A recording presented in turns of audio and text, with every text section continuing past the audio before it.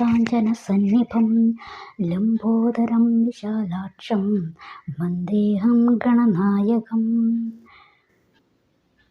बुद्धिं देहि यशो देहि कवित्वं देहि देहि मे मूढत्वं संहर देवी त्राहि मां शरणागतम्। ॐ नमो भगवते वासुदेवाय ശ്രീകൃഷ്ണായ പരബ്രഹ്മണേ നമഃ. എല്ലാവർക്കും നമസ്കാരം. റിതം ഓഫ് ലവിലേക്ക് എല്ലാവർക്കും സ്വാഗതം. ഇന്ന് നമ്മൾ ഗീതാധ്യാനമാണ് പറയുന്നത്.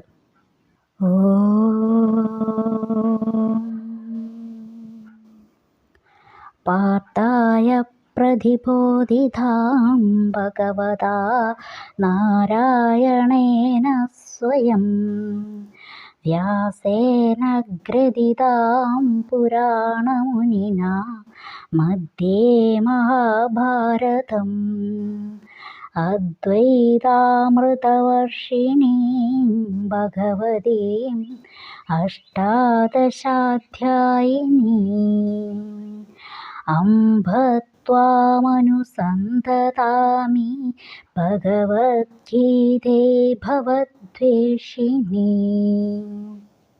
ഭഗവത്ഗീതയിലെ ധ്യാന ശ്ലോകത്തിലെ ആദ്യത്തെ ശ്ലോകമാണ് ഇത്.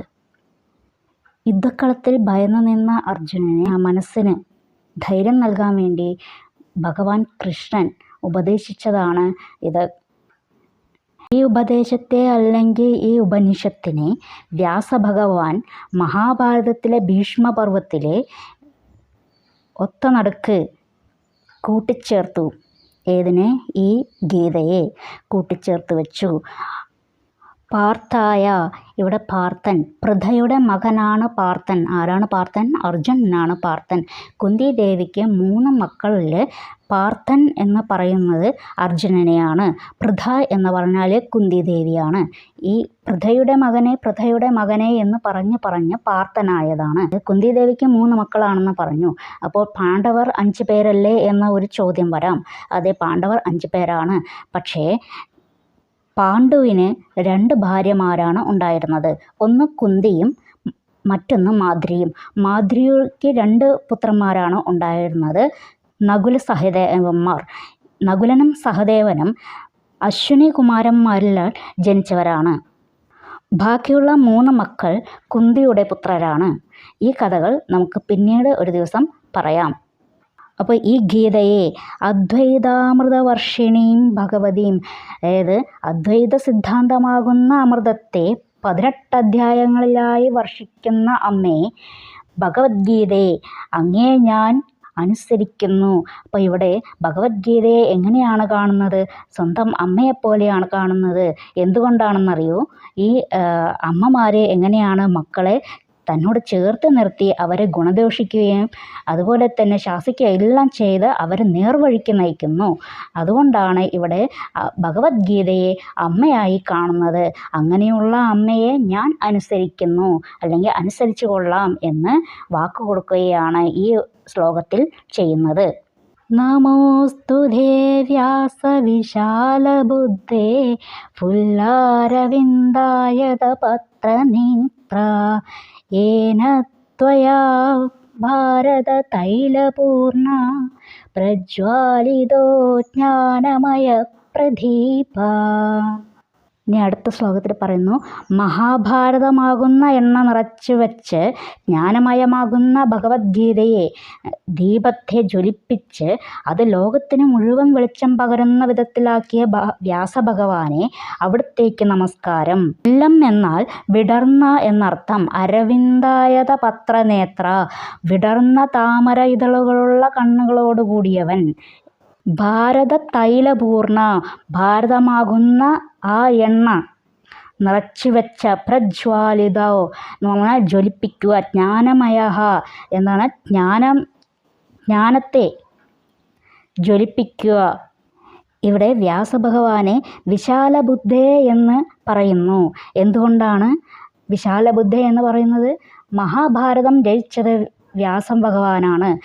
അതുകൊണ്ട് അങ്ങനെയുള്ള വ്യാസഭഗവാൻ ആ മഹാഭാരതത്തിൻ്റെ ഒത്ത നടുക്ക് ഈ ഭഗവത്ഗീതയെ കോർത്ത് വെച്ചു.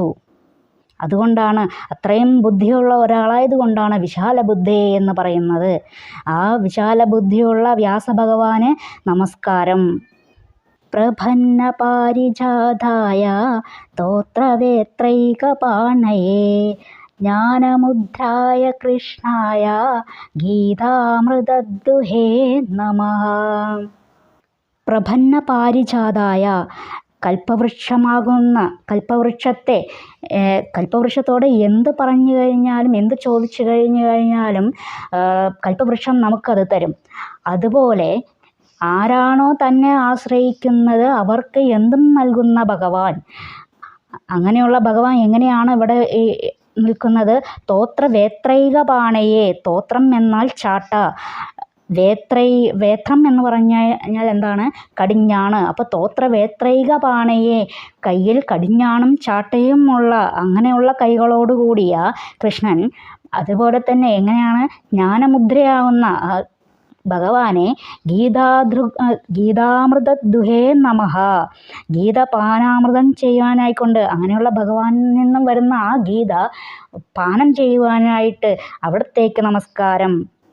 ആ ഗീത പാനം ചെയ്യണമെങ്കിൽ നമ്മൾ ഭഗവാനെ നമസ്കരിക്കണം. എങ്കിൽ മാത്രമേ നമുക്ക് അതിൻ്റേതായിട്ടുള്ള സത്ത് നമുക്ക് പൂർണ്ണമായും നമുക്ക് ലഭിക്കുകയുള്ളൂ. അതുകൊണ്ടാണ് ഇവിടെ ഇങ്ങനെ പറഞ്ഞിരിക്കുന്നത്.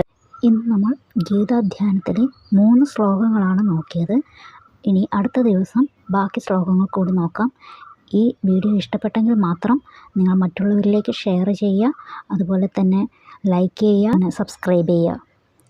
എല്ലാവരെയും ഭഗവാൻ അനുഗ്രഹിക്കട്ടെ. ഹരേ കൃഷ്ണ.